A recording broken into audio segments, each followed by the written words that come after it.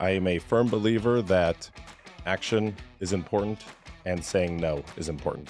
Opportunity cost is my biggest action item because you can put in the same amount of effort in pulling different levers in investing in real estate. You can invest in a home in Ohio that's going to cash flow really nicely, or you can invest in a property in Boise that's going to appreciate. You're going to do the same work to get a long-term rental or short-term rental either here or in Ohio. But what is the margin? What is the opportunity cost of investing in Ohio versus Boise? Welcome to the Boise Reen Show, your destination for creating wealth through connections in real estate and business. Are you looking to become a real estate professional? Do you want to start your own successful real estate business? Well, I'm your host, Matt Osojnicki. Join us as we learn from the brightest minds, industry leaders, and experienced professionals, equipping you with the knowledge and confidence needed to make informed decisions and thrive in the ever-changing real estate landscape. Your journey starts now. Welcome to the Boise Reen Show. I'm Jonna Weber, the founder of Boise Reen, and today we're going to have a great time. We are turning the tables on things. Many of you know our host, Matt Osojnicki. Well, today I get to interview Matt, and we've got an incredible show lined up. If you've ever thought about investing in short-term rentals, hosting short-term rentals, or even staying in short-term rentals, this is your episode. You're going to want to stay tuned and have your notebook ready. With that, I'm going to go ahead and introduce our guests. We have, like I mentioned, Matt Osojnicki. And Matt is a colleague, friend of mine, agent, business owner, entrepreneur, and investor. And we have had the best time over the last year interviewing others in our Boise Reen community about their investments, about their niches, and how they're really making money in investing in today's real estate market. So today's a day where I get to turn the tables on Matt and interview him on exactly what's going on in the short-term rental market here in Boise. We're going to cover some guest questions, and we're going to share some tips that you're going to want to stick around to the end to hear about. Matt, I'm so glad you're here, and thank you for being my guest on the Boise Reen Show today. Yes, thank you. That was wonderful. I'm excited to be here. We've had a lot of great community engagement, and I feel like short-term rentals is a thing that's not talked about often. It's definitely a niche, and I look forward to exploring, how to make short-term rentals successful. Well, sounds great. Let's get started. So the first thing that I wanted to ask you, Matt, I'm going to ask you about yourself, but just this broad question I've got to ask, what made you turn to short-term rentals in the first place? Yes, great question. So let's get into a little bit because like most people getting involved in real estate, you have to start somewhere. And the story is true for us as it is for everybody out there. My wife and I, Kylie, both had a W-2 job. We were in the military, and we thought that that was the success to freedom. It was the typical Midwesterner, work hard, save your money, and hopefully you can retire one day. So we decided to find a high-paying job, something that we enjoyed doing that we could do for 40, 50, 60 years of our life. And, we got to this pinnacle about 10 years into our career, and we realized that this wasn't panning out like we thought it would. We didn't have as much saved in retirement. We didn't have the hours that we wanted to spend at home with family. We wanted to raise a family in a great environment. And the more we climbed up that ladder in our careers, the more responsibilities we had, the more time we had to give, to the military. And it didn't seem like that had all the answers that we were looking for. So we found bigger pockets. I know you were on the bigger pockets once, and it was an amazing tool for us to get started. So after listening to podcasts and trying to consume as much content and information as we could, we knew that it really just came down to taking action. And we did. 4 years ago, 2019, we bought our first home together, and we were going to make it into a rental property. We didn't know what that would look like, but we bought it as an owner-occupied. We used our VA loan, so 0% down. And for the next year, we rehabbed it, furnished it, and accidentally turned it into a short-term rental. Well, okay, so that was my question. Why short-term rentals? And I was thinking about the process, all the options you have when you are getting in, and you realize you need freedom. I'm going to back up to your story here, but why short-term versus long-term? Because you need to turn into something, but why did you turn into short-term versus long-term? Yes, the simple answer, we have no idea. Okay. We have no idea Because because I've always listen, been a long-term girl, so yeah, I'm always curious this because I've never had a short-term rental. yes, and same. I mentioned we were listening to Bigger Pockets, and the thing that Brandon Turner always talked about was buying a home, making a long-term rental, and then buy multifamily, a duplex, a triplex, a quad, Right. and rent it out. And that's what we thought we had to do. So that's what we were set out to do. But the way the cards fell for us was we bought a single family home, and turning that into a long-term rental just seemed mediocre. And we knew we were in a good location. We were close to the airport. We were living in it. So we already had furniture in the home that we purchased. So we just decided, well, let's just give the short-term rental thing a try. We didn't know much about it. So we just took some pictures and posted it. And we decided the best way to learn is to do it. I think that's cool. And sometimes I think when we're working with new investors a lot, I know we have a lot of new investors in our member community at Boise Reen, and some of the questions are, how do I decide? And sometimes the answer is just you got to figure it out as you go. You're not necessarily going to have the blueprint for everything for the next 10 years mapped out, right? Correct. Yeah. You're not always going to have the right answers, but real estate is so forgiving. It I is. know people constantly harp about cash flow. I want $200 a month instead of $100 a month. Like if I don't cash flow positive, then I'm never going to take action. I'm never going to take the next step forward. I'm going to tell you something. There's no such thing as a perfect deal. It's more Amen. important to learn and invest in your education by doing than to just watch other people, as you said, on the sidelines. Right. Totally. Well, let's get back to your story for a second because you mentioned military. You mentioned what you were doing. So tell me about that journey because obviously real estate investing isn't your first career. What did it look like before you saw the light, as I like to say, and found bigger pockets and found the journey of real estate investing? For me, honestly, it was looking at my peers, those who were more successful or had more time in the military than me. And I realized if I want to further my career, I will become them. And I did not want to do that. I did not want to spend that much time away. And investing in a 401k or the TSP in the military, it wasn't panning out. And this was before COVID. So like the 2017, 18, like the markets really weren't doing the best. And the return seemed so dismal that I didn't have anything to show for the 10 years I was in the military. Okay. So that's what kind of precipitated you to make a change. Yeah, I didn't know what business to start. I knew nothing about business. You see all these successful people have these wonderful ideas. They own trucking companies, they own software companies, they own agencies. I don't know anything about that. I'm a Black Hawk pilot. I can't do any of that. So where do I start? And after watching YouTube and Bigger Pockets, real estate has made more millionaires than any other industry. It's easy to get into, it's easy to start, and you are building essentially a business. So we knew it was a good entry point for us to get in. Black Hawk Pilot. One thing, as you were saying that, I was thinking about the different traits that are necessary and discipline that's necessary to succeed in the military. How has that carried you through? Do you feel like you look back, or was some of that training carried on into what you're doing in real estate today, or is it completely apples and oranges? That's a great question. And what I have found, especially being a host on this show, is that it doesn't matter what career you're in, there are always transferable skill sets. And one of the biggest skill sets that I've found was we have to read a lot of regulation. We have got to read a lot of manuals, especially as a pilot. We have a lot of intense training and a lot of studying. That's helped me build SOPs. That's helped me build systems. And that's helped me become a more professional property manager for short-term rentals and building out our core team. Because in the military, it's all about teamwork, and we have carried that forward. So I would say that's probably the biggest transferable skill set that we noticed. Oh, perfect. It brings me back to the episode that at this time was recently released with Heather Eshelby Goad, who has Boise Turnkey Property Management, right? And I know that you had a great conversation with her about long-term property management.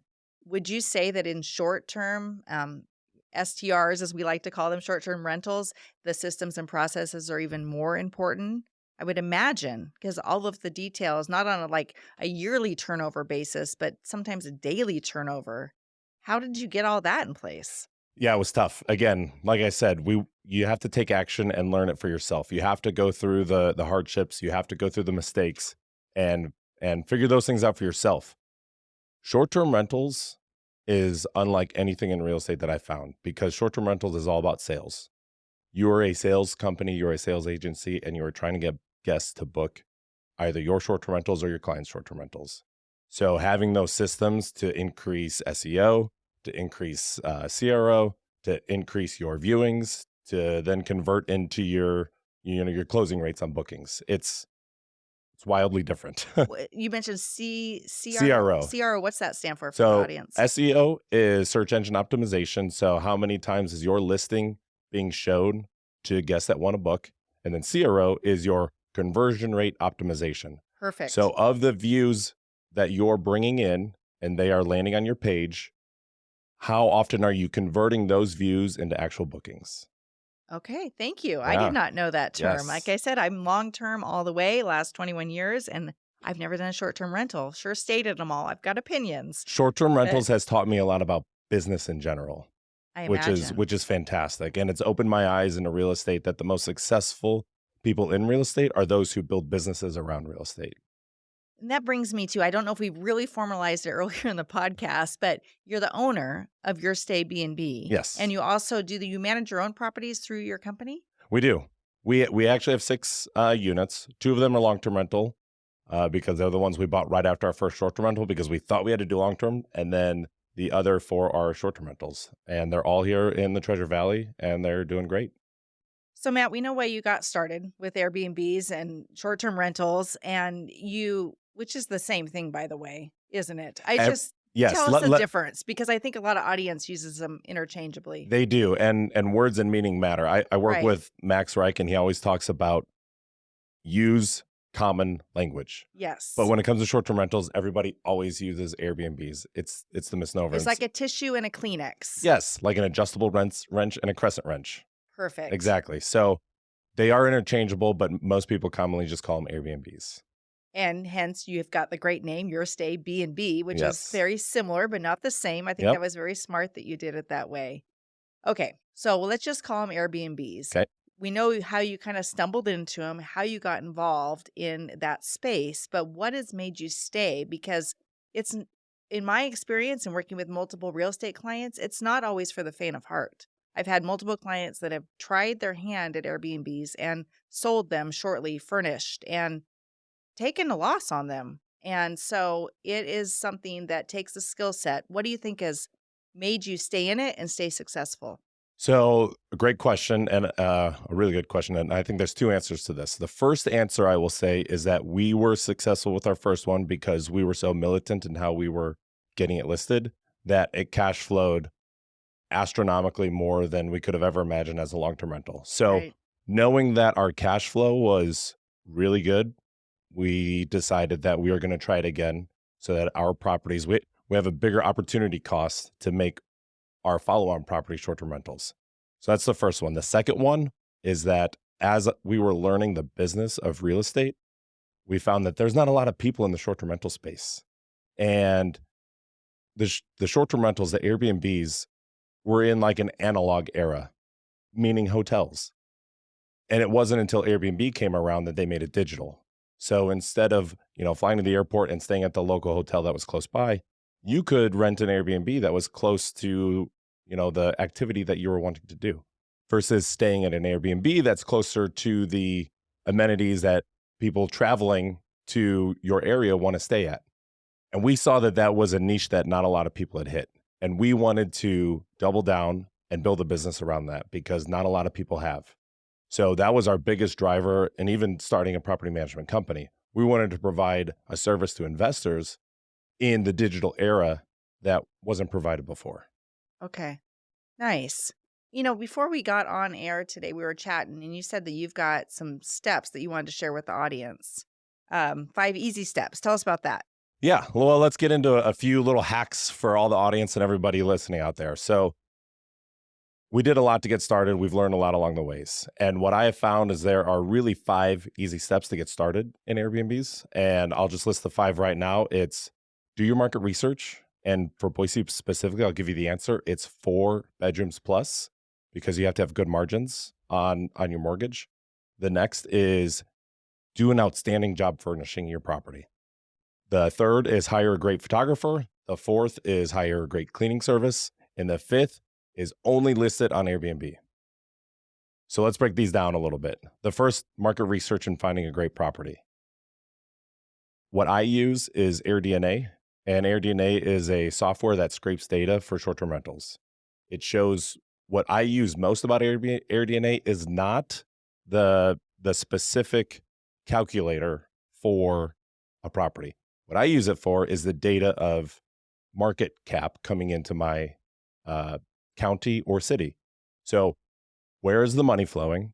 What properties is it flowing to? How many bedrooms do they have? What amenities do they have?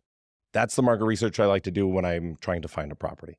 The second is furnishings. This is one of the most important things because you're going to be taking photos of your listing. This is what you're going to use to sell your property. If your home is not furnished appropriately, you are not going to make sales. I don't care how great your home looks, how much money you spent on it. If your furnishings are terrible and the guests don't feel cozy in the home that they're going to stay in, you're not going to make the sale. So make sure you're getting the appropriate amount of furnishings in there. And if you want to do some market research on it, click some Airbnbs in your area. See what their furnishings look like. Make it unique. Make it stand out. Make it pop. People are drawn to the eye of loud colors. So make it pop. And if you're worried about how much it's going to cost to furnish, I would say a quick, easy way to get your property furnished is open up a 0% interest credit card for 12 months. And then let the property pay the credit card off in those 12 months that it's going to be listed. Because I know furnishing Airbnbs can be tough, but it's also a tax write-off. So the third is hiring a great photographer. Just like furnishing, you have to get the photos that capture the emotion. And there is a difference. We've used quite a few photographers and we've seen some in the area. The one we use, I'll just give a shout out to her, Abby Blossom. She's amazing. She takes all of our photos, and I got to tell you, I've never seen somebody take a photo of a faucet and make it look sexy. Right. But she can do it. It's great. So make sure you're taking great photos. The fourth is hire a great cleaning team. Cleaning teams can make or break your short-term rental business. There are a lot of software platforms out there, for example, Turno, which used to be Turnover B&B. You can download their app and hire out your listing for cleaners to bid on your home. And they'll come in and they'll clean it and they'll get it done. It works great. Don't get me wrong. If you're in a pinch and you need cleaners, I would suggest using it, but it is expensive. So find a local cleaning team, network with people on places like the Boise Marine, find some cleaners, go over your property and come up with a number together. I promise it is going to save you thousands of dollars. And then finally, the fifth one is only post on Airbnb. The reason why I say that is because you have to learn. And Airbnb is the best place to learn. They have an easy automated platform when building your listing out. They walk you through setting the photos, to writing the descriptions, to putting in your amenities, that it is going to teach you more than you realize. So don't even think about VRBO, booking.com, or doing your own direct booking website. Focus on this first and then expand later. Oh, I love that, Matt. What we're going to do as you're talking, those are so important. Let's make sure that we've got a link. We'll have some information in the show notes for you related to those 5 tips because those are so essential and important. And I'm thinking from the eyes of being a realtor myself, and the photography, I cannot emphasize that enough. And I know myself, I know better. I know sometimes photos make or break the property. But I'm still swayed as a realtor who knows, like, I can look beyond photos sometimes. But when I'm shopping for myself to stay in Airbnb, professional photos are the make or break difference because it's not only, yes, it's showcasing the property in its best light, but you're showing that those owners or the managers care enough to really showcase the property in its best light and are putting that effort into it. And sometimes when you get the 5 dark photos, you think if they don't care enough to even invest whatever it is, a few $100s in professional photos, how are they caring for the rest of the property? It really translates. And so I'm so glad you mentioned all of those things. And I did not know about the Airbnb only. So great tips. Thank you for I sharing do that. want to add a little bit to that because Yeah. it's all about psychology. If you're building a listing, whether you're a realtor or if you're building a listing for short-term rentals, it's you only have so much advertisement space in your listing. It's going to be photos of uh, the property listing, the reviews, and the review count. Or as a realtor, it's going to be the price and it's going to be what about the home. But it's the pictures that take up the most square footage that people physically see. So having the best quality photos you can that gives the most marketing real estate on that advertisement is by far one of the best things you can do. I believe it. Well, thanks for the tips. We could talk. I think we're going to need to do a mini course for our members at Boise Reen because there is so much to unpack here. And I love that we're turning the tables and we're getting the expertise that you have, Matt, versus, asking the questions of all of us. So this is really cool. And on that note, I want to share what we did this week was really fun. We posted on our Boise Reen free Facebook page that we have, and we put the question out there for questions that people had when we talked about we're going to be interviewing Matt related to Airbnb, short-term rentals, and the questions that they have. So with your permission, can I share a few of these questions that our community has put forth to you, Matt? Yeah, No let's get pressure. into it. Okay, I'm because there's excited. some really good ones here, and I think we can unpack this. And then, if you asked a question, be sure you listen through this whole show so you hear your voice on here, or your name on here, because we really appreciate you asking the questions. But the first one is from a familiar name to you, and he's a colleague and partner in many ways with you, and that's our friend Corby Goad. And he always has good questions to ask on our Facebook group. So I'm going to start there because Corby asks, and of course, Corby has been a past guest. So if you haven't gotten to know Corby, listen to our past episode on Boise Arena. I think it's episode 15, The birthday the episode. birthday episode. You can catch Corby there. And he's also his company is one of our show sponsors. So that's that disclaimer there. But Corby asked, Matt, what are 3 ways to make our property, because Corby, of course, has short-term rentals. What are 3 ways to make our property stand out and either increase occupancy or nightly rates? Okay, yeah. So I'm going to go back to photos. Photos are by far the most essential thing you can have. If your property was taken with an iPhone, if there's shadows, if there's a picture of the living room and you can't see outside, hire a professional photographer right away. Do that today and you will see an increase in revenue tomorrow. Hands down. The next I would say is, how do you list your photos? When people are looking at the thumbnail of your property, they want to be drawn in. You have to find a picture that will draw them into clicking your listing versus anybody else's. We call that the hero photo. The hero photo is that's the anchor that brings people in, that gets the first click. After the hero photo, the next thing they see are your top 5. So make the next 4 photos relevant. Show different space in your listing. You don't want to have the 4 photos being 4 photos of your living room.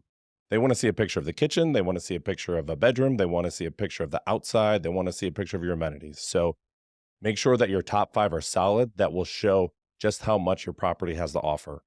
And then the last thing I would say is update your amenities.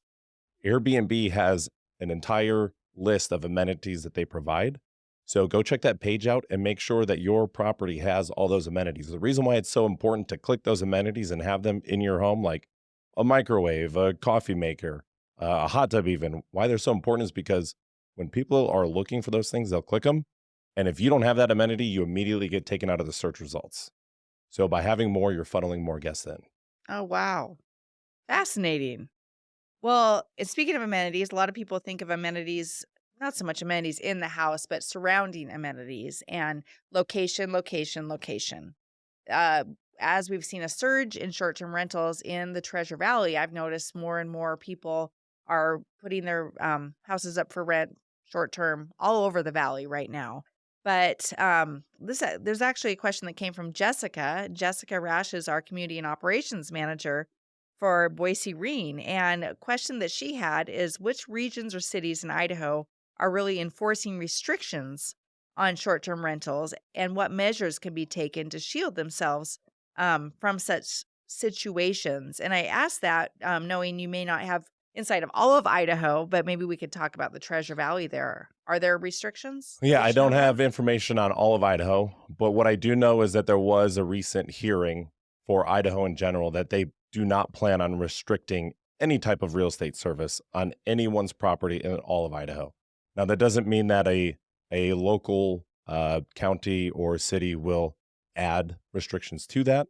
Like McCall, for example, they have a lot of restrictions. They have killed their short-term rental market, in my opinion. And they killed it so much that investors like myself are opting out of even investing in McCall. Maybe that's what they want.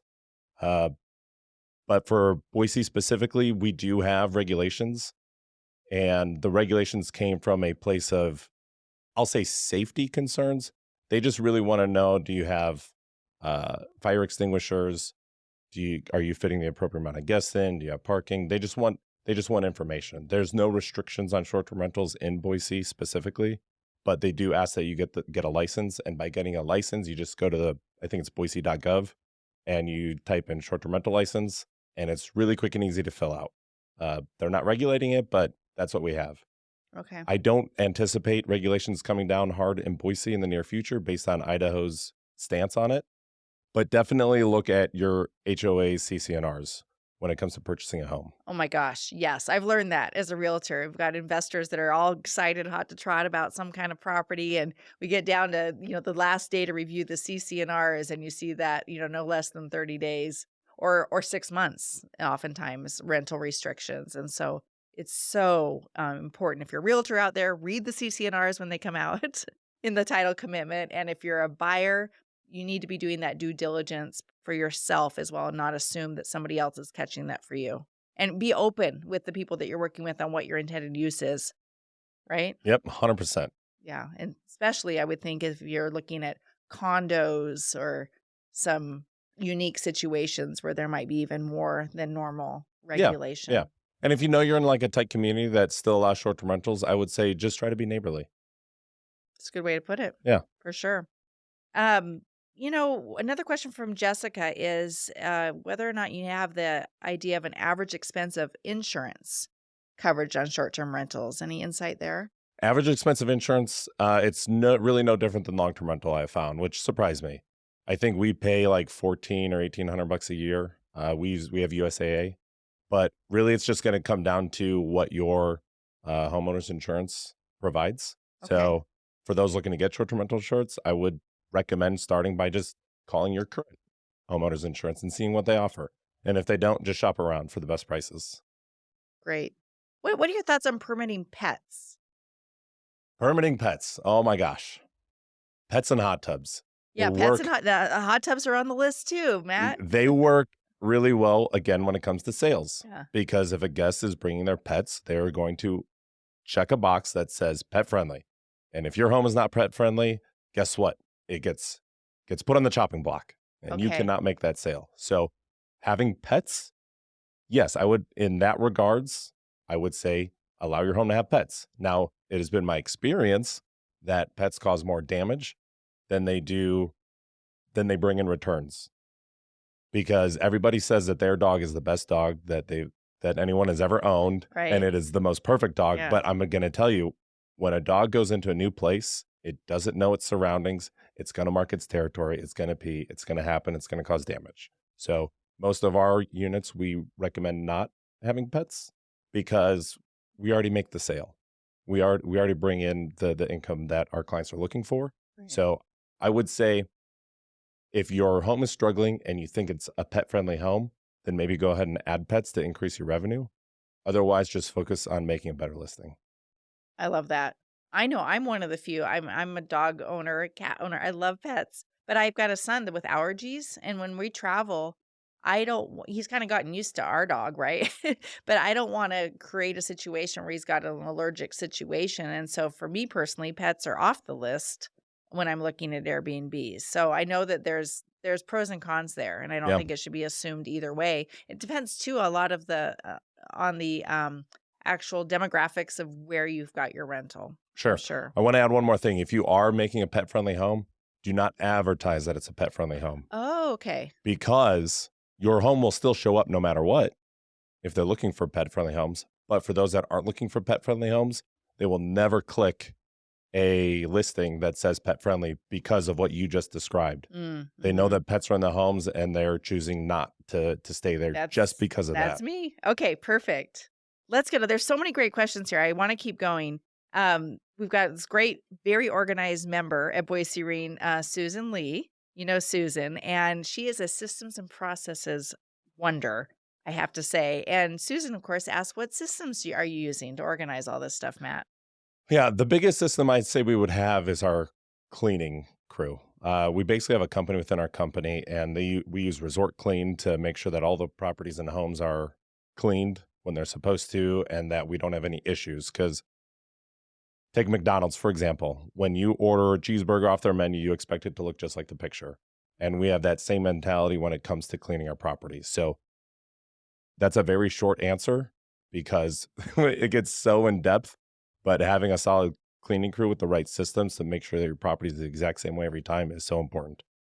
Further, to go on to expand beyond that, we have a property management software. There are a bunch out there: Guesty, Hostfully, Hostaway. Um, there's probably 10 more.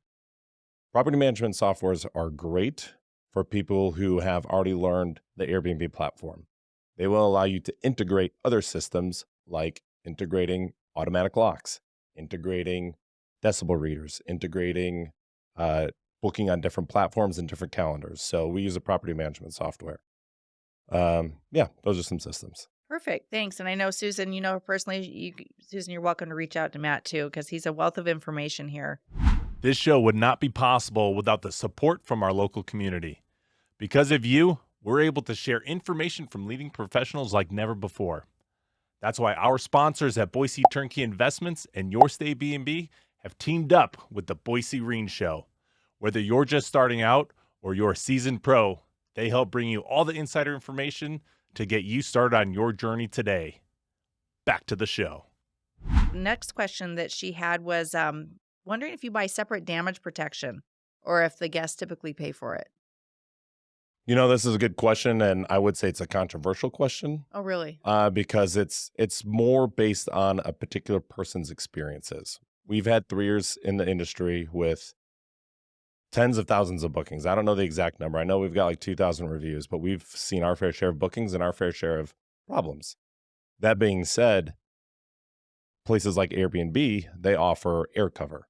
So it's additional protection on top of your homeowner's insurance, for example, if something terrible were to happen. But most of the time, terrible things don't happen. A lamp will get broken, a rug will get ruined, and most of the time it's the guest's fault. So if you have a good cleaning crew, they're taking pictures, then you'll be able to identify those things quickly.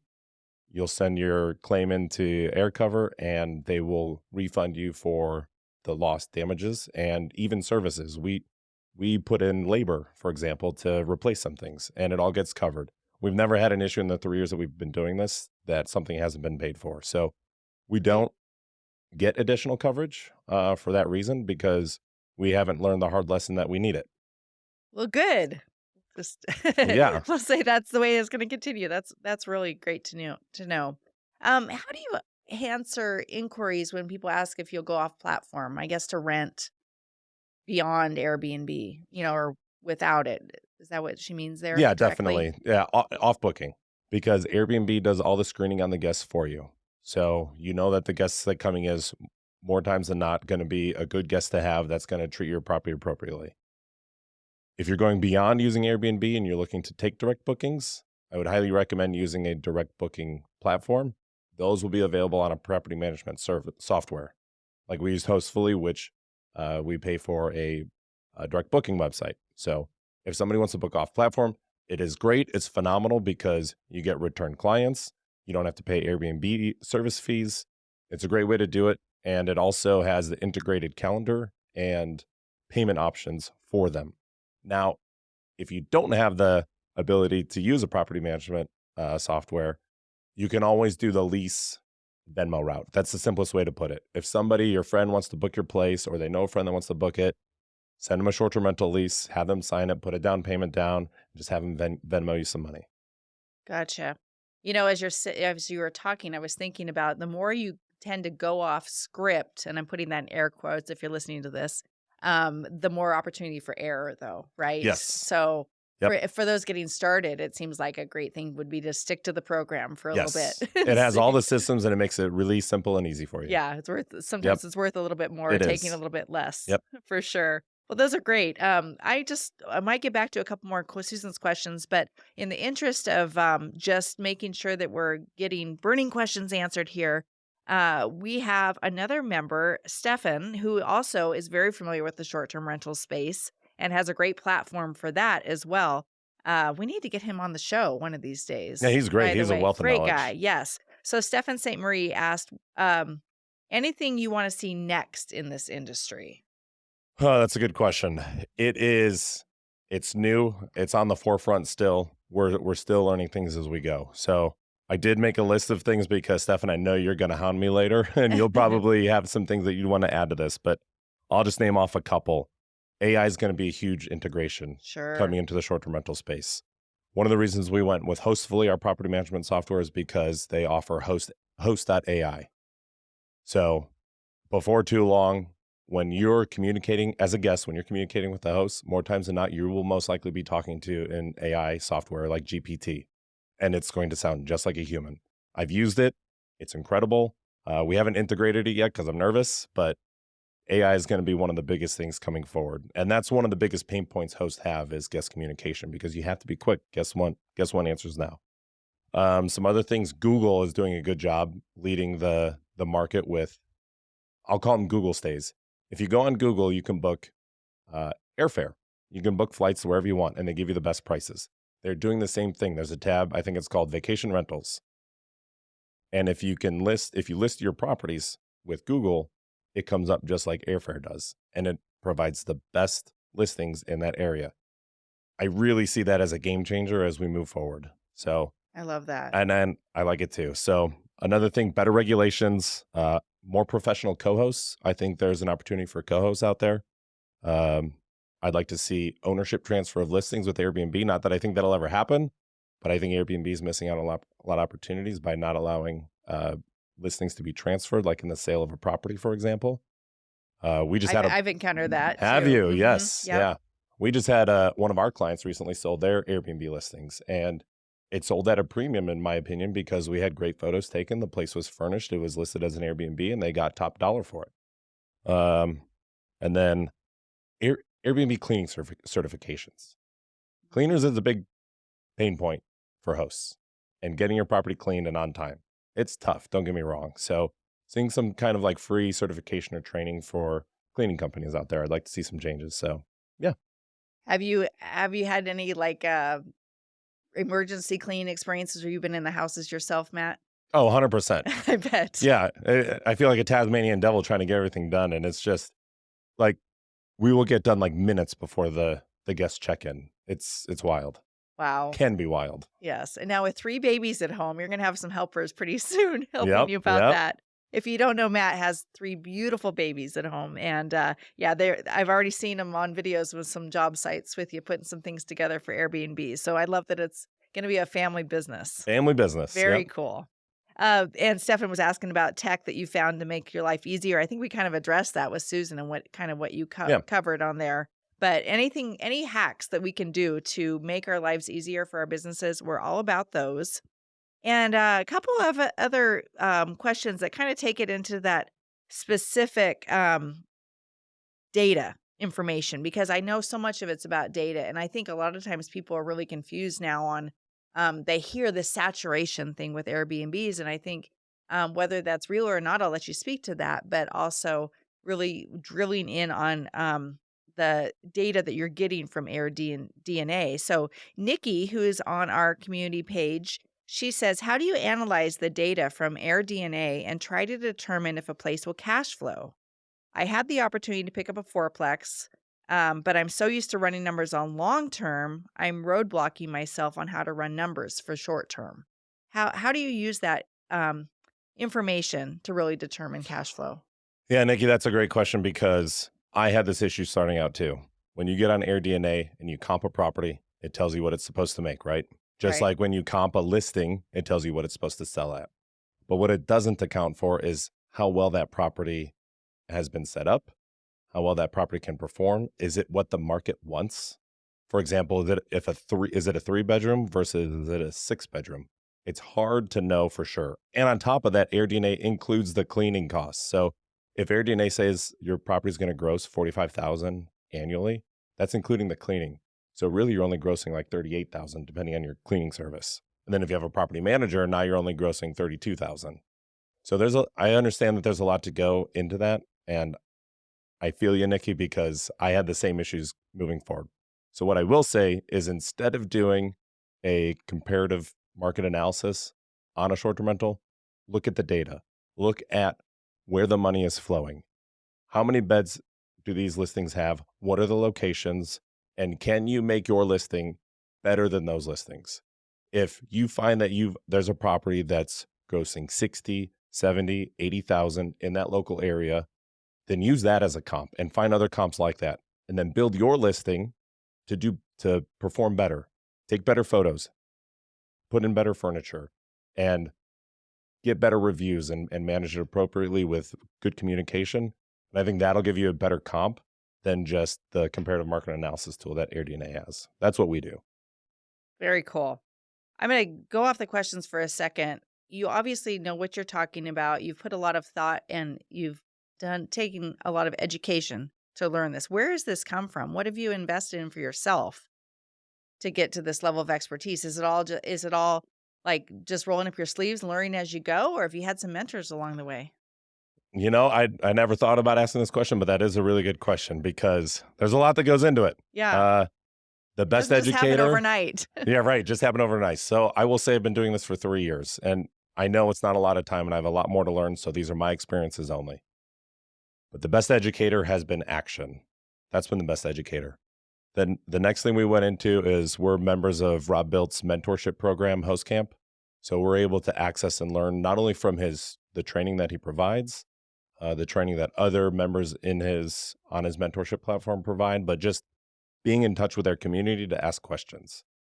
So that really helps us get a pulse, like nationwide, where Airbnb is going. Another good example, YouTube University. You can learn a lot on YouTube. The problem with learning on YouTube is most people don't take action on the things they learn on YouTube. So it's a good place to start, but again, go back to that action. And then, yeah, I would say those are the top 3. Community, accountability, investing in yourself. Yep. Love it. Had to ask that because you're pulling information out of here like, it wrote and you can tell that you've invested in yourself to learn those things. Because there's a lot of fly-by-night short-term rental properties out there right now. Yeah, So definitely. I appreciate that. In the military, you know I your love stuff, regulation, Matt. so I Yeah. just read as much as I can. You get on Airbnb, Yeah. you read articles, and you try to take in everything you can, and come up with some equations for yourself. What those look like. Perfect. Love it. You're a sponge. We had the great question from Nikki. So Trish Wilson is on our community, our Facebook page as well. And she was asking about the economy. And Trish's question is, with the current economic situation at the moment, is having a short-term rental a good investment?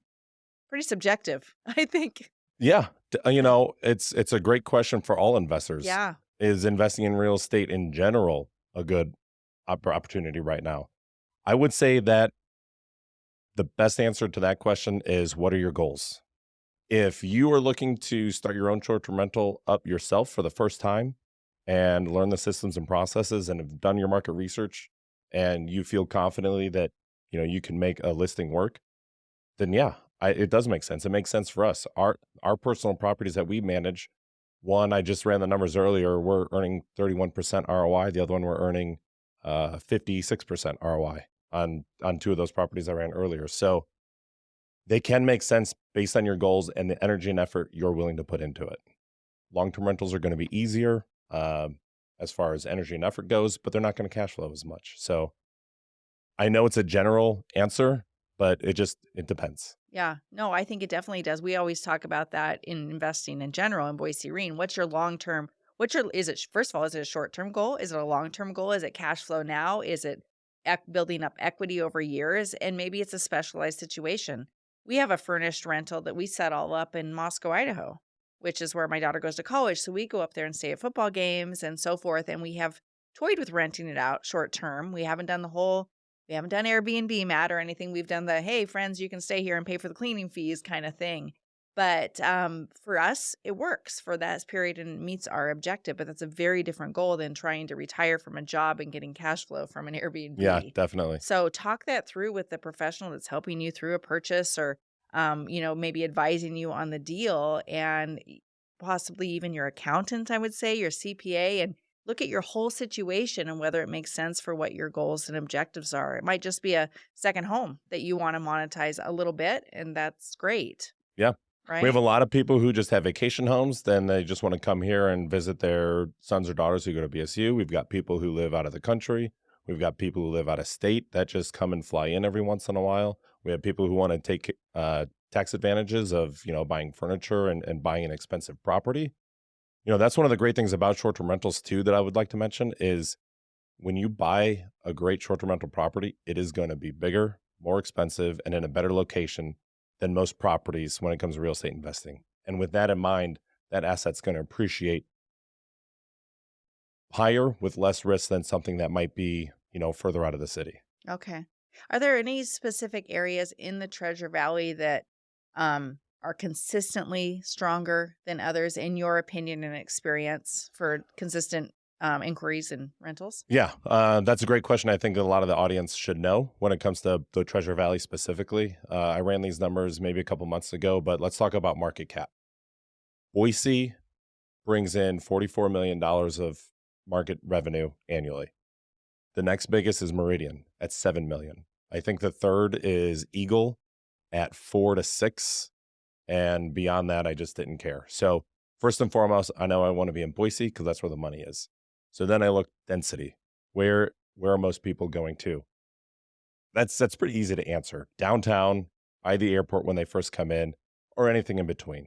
We do have a good couple that are in the north end. The north end does really well, like anything east of 36th Street. And things like AirDNA are going to be able to help tell you those metrics. Okay, great. I know one of our members, Luke Caldwell, has done really well with Airbnbs in North Boise specifically. But he just has picked a specific niche and where that is for him. So I think another thing that I would say, just jumping in here as a outsider, but from a realtor perspective, is know your area, know it really well. And maybe you want to focus on a specific part of town. And maybe it's not, exactly by the numbers, but maybe you know it like the back of your hand, and you know the people that are visiting that specific area, and you're targeting that as a prospective guest. Yeah, you bring up a great point. Luke Caldwell, Boise Boy, HGTV, like he is phenomenal at design. He loves it. He has a passion for it. He knows how to make it work. He took a firehouse and turned it into an Airbnb. Yes. That is a unique listing that will drive guests to book his property. Just like we have the potato listing that's in, where is it? It's Mountain Home or Glenn's Ferry, or it's out in the middle of nowhere. We need to find out. It's out in the middle of nowhere, but if you go on Airbnb, you can find the potato home, and you go and stay in an Idaho. Flower pot home. There's a flower pot home too. So yeah. So even you could do all this market research, but if you want to just build a unique, great quality listing, you still have the potential to make really good returns and have fun building at the same time. Right. Yep. I love it. Another good idea for that. Talk about photography, but I know you've had interior designers come in through and help design the property too. And we've got some great resources there. Yeah. Yeah. Boise Serene has been amazing for us to find interior designers. We used to design them ourselves, which, we would do just like I talked about. We would look at other listings and we would try to furnish it better than what we could see. But that didn't give us character. It didn't put us on the forefront of what design is and how do you tie in an entire home. Like we have one of our listings is a 7-bedroom home. Wow. How do we tie in 7 bedrooms? That's a whole nother full-time job that we found somebody in the Boise Serene community that loves design and she has a passion for it, and she crushed it. Do you want to give a shout out? Yeah. So Haley, her name is Haley. Haley Rice. Haley Rice. Okay. And she's done phenomenal, but she's not the only one. We've used multiple interior designers from the community and just, network and find somebody that you like to work with. And I'm sure they'd be happy to sit down with you and shoot some ideas. Perfect. Yeah, it's so important. I don't have that eye. So I love relying on others with that expertise because they can get it just dialed in like we do for real estate with staging. It's really, really important. Yep. The last question from the Facebook page, I wanted to not forget about. We got Richard Keys here. And so, Richard, I love how he's just telling it like it is. He says, when I've done STR, market research, short term rental market research in the Treasure Valley and McCall, the numbers don't add up. How are you finding deals that make sense? I.e., is it just really big down payments? And what's your goal and average net uh, net per month for the property? It's a lot Yeah, packed in there, I know. there's a lot packed in there, but let's break it down a little Okay. bit because analysis paralysis is a real thing when it comes to trying to find a short-term rental property. I think the average income for properties in the I'll say Boise, is around 42 to 45,000 gross annually. Now that's the average out of 1,400 listings. There are listings that do over 100,000. There's a few of them, but most of Wow. the high-end listings will do around 80,000. So keeping that data in mind that I talked about earlier, we are finding specific homes. I really like 5, 6 bedroom homes, even having an office space. Like you can turn an office space into a bedroom. So you have that higher bed count to increase the margin on the mortgage that you're buying. Because you could buy a $500,000 house that's a 3 bedroom, but you could instead buy a $600,000 home that's a 4 or 5 bedroom. The cost in your monthly payment isn't going to increase as much as your annual revenue will show when listing as a short-term rental. You're going to earn far more with those margins in mind. Just to piggyback on that, I'm thinking from my own perspective. My son's getting married this summer. 12 people in a wedding that I had to find a house for in Colorado. I learned that this week. It's Colorado. And anyhow, I had to find someplace that slept 12. And we're paying a healthy sum to get Yeah. the 12 in one house because that's very unusual. And when you have people looking specifically to need that, I can see why that would be really in demand. Yeah, and it comes back down to sales. If your party has 8 people, 10 people, 12 people, and your home cannot fit that many people, guess what? You're back on the chopping block and you're not getting shown. So the whole goal is to keep your property in that funnel for a guest so that they have the opportunity to book it. Even if they're a family of 6 instead of Even 12. if they're a family of 6, because they'll still see that listing for 12. And then to finish your question off, I looked at the numbers on our portfolio, and our clients are making $300 to $800 more than they would long-term rental managing with us. And I shared my numbers earlier, some of our personal properties that we manage ourselves, which a lot of listeners out there can manage their listings themselves too as they learn. The one 30, the other one 50%. So it depends on where you buy, how you set it up, and treating it professionally. This is a full-time job, and it's one of the most active investments you can make in real estate. That gets into a whole conversation about active versus passive income. That's another show. Yep. That's so true. Well, this has been awesome. I thank you for taking the time, Matt. I have the question that we always ask at the end of the show I want to do, but before I do that, is there anything that you really want to share with the audience that I haven't covered today? Yeah, let's take a minute and I'll give some meaty hacks. Okay. So 3 hacks you can have when trying to find an Airbnb or you have a current listing. Find homes that have an office. That you can find a 4-bedroom home with an office that you're going to buy at a 4-bedroom price and then immediately turn it into another bedroom on Airbnb. Now you have a 5-bedroom home. Another hack is paint.